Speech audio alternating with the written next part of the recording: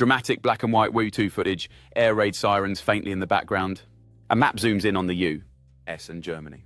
In 1940, as Nazi Germany's shadow loomed over the world, one man stood between their espionage and America's safety. His name was William Siebold. This is the story of how a lone German-American became a double agent, outwitted a Nazi spy ring, and helped the FBI pull off one of the greatest counterintelligence operations in history. Stick around to uncover a tale of deception, bravery, and wartime triumph.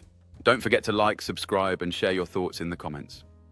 William Siebold was a German-American who left his homeland in 1921, becoming a naturalized U.S. citizen in 1936.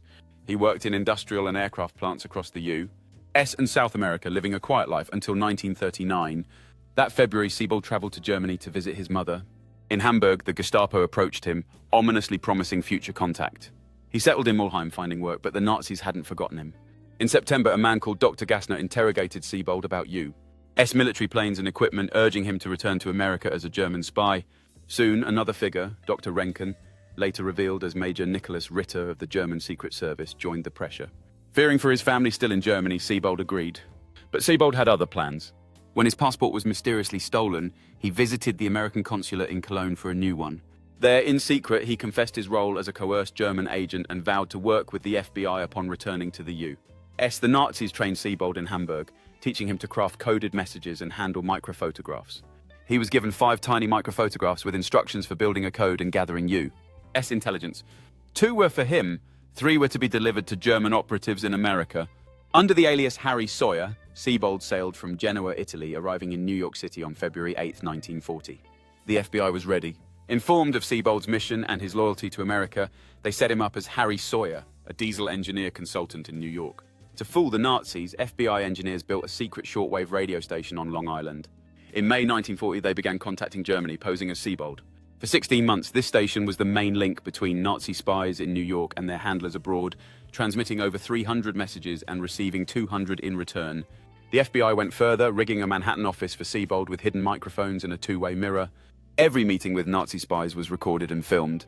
Siebold played his role flawlessly, passing German instructions to spies and collecting their secrets to relay back in code. With cameras rolling, Siebold met a string of Nazis eager to leak sensitive U.S. defense secrets to the Gestapo. The FBI watched, waited, and built an airtight case. At the heart of the spy ring was Frederick Fritz Duquesne, a South African-born naturalized U.S. citizen and its ruthless leader. Born in 1877, Duquesne was fiercely anti-British, with a history of shady dealings, including a 1916 insurance fraud tied to a ship explosion. Operating an air terminals company in New York, he fed Siebold stolen plans for a new U.S. bomb, claiming he sneaked into a DuPont plant in Delaware. He also shared sabotage techniques like starting fires at industrial plants. Other spies played critical roles. Paul Bante, a former German soldier, delivered dynamite to Siebold and aimed to stir Union unrest. Lily Stein, an Austrian trained in Hamburg, passed intelligence and served as a mail drop. Paul Face, a key organizer, led the ring's marine espionage, tracking ships bound for Britain.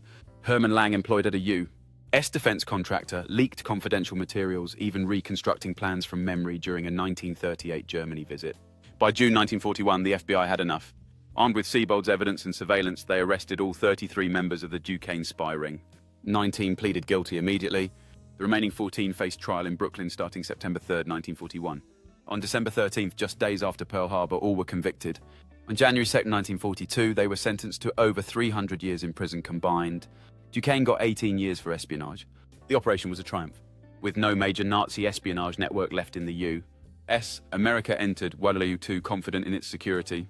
William Siebold, risking his life to outsmart the Nazis, became an unsung hero. Siebold's courage and the FBI's ingenuity crushed the Duquesne spy ring, protecting America at a critical moment.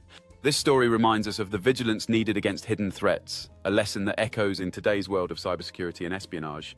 What do you think of Siebold's bravery? Share your thoughts in the comments and let us know your thoughts. Don't forget to like, subscribe, and